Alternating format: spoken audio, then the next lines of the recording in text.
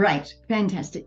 Well, what we're going to do this week is continue our series on image design. And last week we talked about, we haven't even got to the point of pressing the button yet, of framing up your photograph. And I really emphasized the need to think about what subject you're actually shooting, about what suits that best. So often something like a big tall tree will suit better if you put your camera in vertical or portrait mode, as compared to a very wide vista landscape, which putting your camera in horizontal mode will suit it best. But I did emphasize the fact that just because we call it portrait and landscape mode doesn't mean that you don't take a landscape in vertical portrait mode, or alternatively, often portraits look great as a landscape in a horizontal mode. So it's really about the subject and the narrative that you want to tell. The other thing to think about when you are actually framing up, whether you take a vertical or a horizontal, is the target place that you're going to actually put this image. So is it going to go into Instagram? Are you going to put it on a slideshow? Are you going to put it in a book? Are you going to put it in a photo frame? And if you're taking a picture of the grandchildren and you've already got the frame and it's a vertical frame, then you need a vertical photo. So just having that in mind before when you're switching up the camera. If you have got a landscape or something very tall that you want to photograph and it's too wide or too large for the widest angle that you've got on your zoom camera, then to think about taking a series of photographs and then stitching them together using panorama merge in something like Lightroom or Photoshop. And I'm hoping to see some of you have tried that since we talked about it last week and what sort of success rate you've had with it. So this week we're carrying on from what we did last week, but where last week we were talking about the aspect ratio of whether we held our camera vertically or horizontally, this week we're going to have a look at where we actually stand with respect to the subject. And this really adds another wow to your images, is by giving people a different perspective to what they're used to seeing. And what we used to take photographs with was what we call a standard lens, a 50mm lens. And a 50mm lens tends to give people what their eyes see. Your eyes see at 50mm. And people tend to stand there and put the camera up to their eyes so that they give people back exactly what people see. And it's not terribly interesting because people see that all the time. So it's really interesting with your photography if you can vary the point of view of how you take the photograph. It immediately gets that level of intrigue. And we talked about the aspects of what made an amazing image. And one of those aspects was the narrative, about how long you could engage the viewer and make them intrigued by what you're actually photographing. So the camera position, if we can vary it from normal, we can get the greatest impact and not only aesthetically much more interesting, but from a narrative perspective, much more interesting. And it also gives us the opportunity to remove distractions, because the distractions that we see in the background are typical when we take something front on. We've got all those layers in the background that are distracting. And we learned last year that we can try and minimize them by using a depth of field that only just covers our subject and to try and blur the background. But by changing your point of view, you can often get rid of that distracting background and still keep a depth of field that's absolutely ideal for your subject. So there's 4 major positions when we talk about taking a photograph. And the first one straight on, which is the one that we typically use. We're holding the camera up and we're straight onto the subject. Now this in itself has an aesthetic, and the aesthetic tends to be a lot more graphical, and it tends to be the perspective that we see it. But it also has a level of intimacy with the subject. So when we talk about the narrative in an image, we tend to feel closer to something, and it personifies it for us if we take it straight on. And I think it's because of that eye-to-eye contact, or that's how we normally see something. And I quite like this point of view if I'm taking things that are quite complex and I can simplify them by taking them straight on, and that way you don't get angles. So I like to take buildings straight on because it makes them a lot more graphical. And again, with things like flowers and just everyday subjects, it can make quite an interesting image. One of my very favorite points of view is from above. And I love this point of view because it's one we rarely see. And you can see with drone photography, the moment drones became very accessible for photographers to use, they're just used everywhere. And when you watch a television series nowadays, you'll see that there is so much drone photography used. And the reason being is it really mixes up the images for the viewer, so it keeps them intrigued. And they see something from an angle that they've rarely seen before. And you don't get the clutter in the background. So when you're looking straight on, you've got the potential to be looking all the way through to the horizon. Whereas when you're looking from above, you can get a lot more graphical perspective and you can design the image a lot more easily. So in order to get that above perspective, I often take a ladder with me when I'm shooting. So not necessarily if I'm going landscape or nature shooting, but if I'm shooting, I do a lot of architectural shots. And if I'm shooting architecture in buildings, I typically take a ladder with me because I get a really different perspective on that. It's also very interesting to do portraits. A lot of portrait photographers actually use a ladder and just take the angle of the people from a different perspective. A lot of family photographs are done this way because they can pose the family on the floor and capture them all and capture all their faces if they take it from above. So I really ask you to have a try and just see if you can get up high. So if you've got a balcony at your place, or if you've got a ladder or a hill or something that you can just get that different perspective. The reverse of the from above, they call from the above view the bird's eye view, and from the below view, they call it the worm's eye view. And this one is also really interesting. And the advantage of using the worm's eye view is that you can use the sky as your background, and typically the sky will give you almost a blank canvas. So that way you don't end up with background clutter. And it also gives you a really different perspective. People really look up when they're photographing. And I really encourage you, when you're walking around, particularly the city or a landscape, just pause and look up. And you must have seen when people have been in a forest, when they've looked up and taken a photograph looking straight up through the trees, it really gives that level of majesty to an image and a level of grandeur. So there, I think, are my two favorite points of view, the one from above and the one from below. Where we have to be aware of is the narrative that each one of those imposes on the image. And when we look up, even in our language, when we look up to something, they're usually a hero or someone that's important. And just, we know that because in things like the throne in a palace is always at a higher level on a dais. The same with a judge in a courtroom is always higher than everybody else. Anytime you want to imply prestige, we put people above us.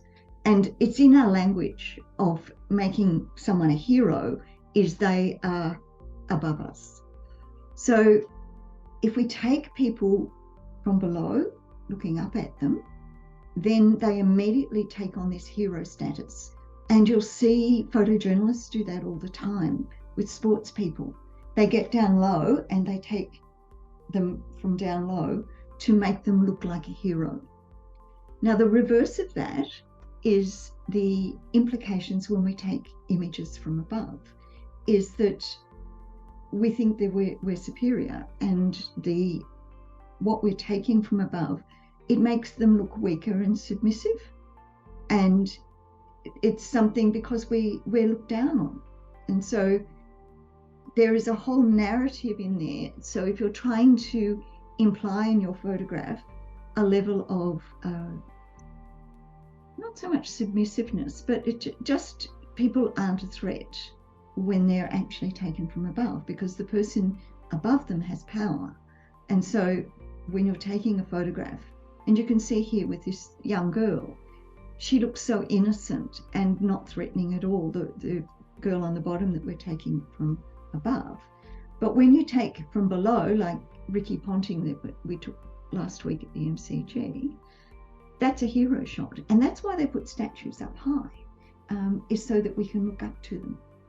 So when I talk about a narrative being embedded within an image, just the point of view that you've taken embeds a narrative in your image. So be aware of it. It was interesting in the election where we had Tony Abbott versus Kevin Rudd. There was an interview with a photojournalist who actually worked for one of our newspapers, and he was instructed that they wanted Abbott to win the election, and that all of the photographs of Abbott were to be taken as hero shots from below, and all images for that particular media that were taken of Kevin Rudd had to be taken from above to make him look weak and submissive. And for the entire election campaign, that's how they photographed them. So that's a very subtle means of manipulation via narrative within a photograph. The fourth perspective, and this is one that I don't take very often, and it's mainly because I forget to, but it's a really interesting one. You must have seen those photographs where people have put a camera in the fridge, and then when someone opens the fridge door, they're photographed. And that's becoming the subject perspective. And if you can think of when you are taking photographs to just make them a little bit more interesting, then making it so that the camera becomes the subject just adds a really interesting narrative, much more interesting than the sort of classic food shot. The advantage of looking at these different points of view is getting rid of clutter and minimizing your background. And often you'll have something distracting in your background, and that distraction, rather than thinking I'll get rid of it later in Photoshop, which never ends well, you can sometimes do it, but it always looks like you've done something. It's pretty hard to get rid of things in the background and not make it look obvious. The best thing is to actually change your point of view, the perspective and the relationship between you and the subject, and move around. And so if there's something distracting there in the background, step to one side, the other side, try getting down low and looking up and using the sky as the background. Try getting up high and looking down so you can use the pavement or the grass as the background to try and minimize these distractions. And the major sort of distractions that you get are if you've got anything red or yellow in the background, it will immediately come forward. We talk about warm colors coming forward and cool colors receding. And red and yellow just leaps out. If it's not the subject, get it out of the frame. And get it out of the frame at the time of shooting rather than trying to have to deal with it later. If there's text in the background, that's also quite distracting. Bright spots, when everything else is dark, will immediately lead the eye to that spot. And same with dark spots. So the lightest thing in the image or the darkest thing in the image should always be your subject. And so something like a silhouette of someone against a sunset, that's the subject. If the image is darker, or the subject is darker, then you don't want a really bright light in the background, because the viewer's eye will go directly to that light.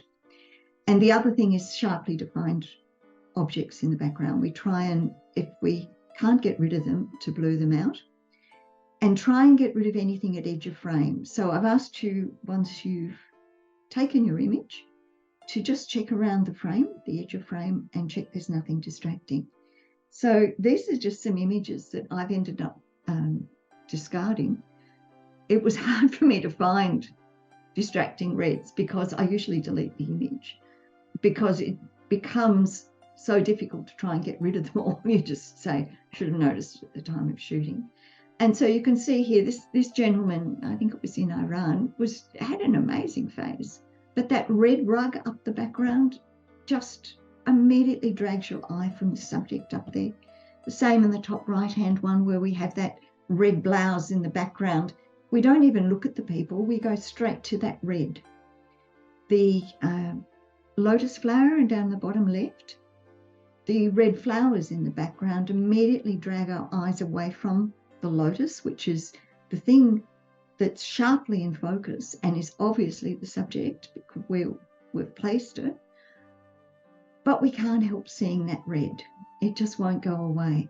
And the same with this Persian bazaar on the right here, that red rug there in the background, which I just obviously didn't notice when I shot it. We look at the two guys looking at the fabrics, but we immediately come back to this red blanket in the front. So have a look at the back of your image once you've taken it, and just run your eye around it and just check there is nothing that's distracting. Yellows are another thing. So this gentleman on the top left with his yellow folder. Otherwise, if that wasn't there, we would dive into the image and have a look at the shop fronts and what people are wearing and try and work out where it was. But that yellow folder just drags our eye straight to it. And the bottom right-hand side, the gentleman playing the guitar, the sign at the back has two issues, three issues. It's red with yellow and it's got writing on it. So this was the first shot I took, and then I looked at the back of the screen and realised it was the best angle I could get him, but having that sign in the background just didn't work. And I'd actually put some money in his thing to ask him if I could take his photo, and asked him if he wouldn't mind just turning around fractionally. So I just got him to turn, because I couldn't get a better background than to do that. So distracting reds and yellows, bright spots. As soon as we have something that's brighter than what our subject is, then we end up being distracted by it. You need to move around or get down further or get up higher to try and get rid of these distracting spots, or even try and cover them with the subject. Sometimes you've got to say a light behind someone. I just move around, and so their head covers the light, and it'll sometimes give them a nice rim lighting if you do that. Try and get creative to try and get rid of these distractive spots. Dark spots also do that they just drag your eye away from the subject, and it's better to get up higher, get down lower, or just with what I did, the bottom one was decide I was taking a panorama aspect ratio, and thought, well, I can't do much about the pier in the background. I can't shift the pelicans, can't shift the pier. I'm just going to have to rethink the shape of this image. The image on the left was sort of the initial go, and you can see when I looked at the back of the camera that I had a number of distracting elements in it. So reframe, reshoot, and the one on the right now has the subject in it without any distracting components. Last week, when we were at the MCG, I really liked the composition of the stairs, the green building, the circular like gazebo, I don't know what you would call that at the top, and the light post. And I took a lot of time framing this up and to get them just, you know, the circle within those two verticals. Took the shot and then noticed the poster with the man in his underpants down the bottom and thought that is not going to look good in the shot. So I reframed. I thought, well, I'm going to have to rethink this entire image and try and still get the components that I was looking for, but in a way that I haven't got distractions. And I think I ended up with a better image by just rethinking the whole thing and just trying a different point of view. We still haven't got the point of pressing the button. We're still thinking about how we're actually going to take this shot. And the other thing is that we need to be aware of is the type of lens that we've got on the camera will actually impose a narrative within the narrative that we've already got.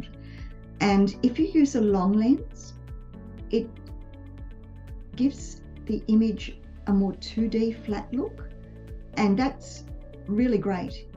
I love that 2D flat look because I like graphic and artistic type of shots, and it looks a lot more painterly if there is a 2D perspective. Other people find it looks not as photojournalistic or as documentary as what you get when you use a wide angle lens, which gives you a very 3D perspective. It emphasizes and makes things in the foreground much larger and anything in the midground or background much, much smaller. So it really gives a layered effect to your images. And if you use a very wide angle lens up close to something, you end up distorting that subject, and you can often get quite a creative look from it. So again, I've asked you when you're out and even before you go out to do a shoot, to have a look at what sort of images you could possibly take in the environment that you're going to be shooting, and think about what lens to take and what possible shots that you may be able to get that will enable you to satisfy your criteria for what sort of narrative that you want. So the long lens, when I said it gives that 2D quite flat look, quite a painterly sort of look, it's quite a different look to what you get if you use a wide angle lens, where you get that, deep leading lines and perspective. And you can see with the train down the bottom left here, I was quite close to that train, and the back carriage is quite large in proportion to the front carriage. So it puts a level of energy into your images, which the longer lens gives a feeling of stillness. And the other is a really, really wide angle lens up close will give a distortion. Now that distortion can be creative and give you quite a different image, quite an intriguing image than what you would get if you hadn't got up close with a very wide angle lens. It's not something I tend to do because I don't tend to take that sort of photography. But when I have used it, it's been quite interesting to see the effects that you get. So I really encourage you to, if you've got different lenses, or if you've got a zoom that goes from a very wide lens to a very narrow long lens, just try it. Try shooting the same subject at both ends of the spectrum and see the variation that you get in the feel of it. I encourage you, if you are taking photographs for a purpose, so that when you get home from your trip, we just had someone that Lorraine mentioned she was just returning from a trip to Antarctica and had about 3,000 images. If you are taking series of images that you want to show people via a slideshow or a book on Instagram, try and think about varying them and varying that point of view. So you take things from above, from below, straight on, from the subject perspective, from a portrait, a landscape, panorama, square crop. And by mixing up a series of images, you keep your viewer interested as they're looking through. If everything is taken from the same perspective and the same aspect ratio, it tends to get repetitive and predictable. So getting close, get far away, use a long lens, use a wide lens, swap your points of view and swap your aspect ratios. So that's what your homework is for this week, is to, at our next shoot, to just try some of these different perspectives. I understand we're going to the Nicholas Gardens, and those gardens are quite down deep in a valley, and so you can get up high and shoot down. And when you're down the bottom, look up, get down low and look up and see what sort of perspective that you get there. And try landscape, try portrait, and try getting a panorama view as well.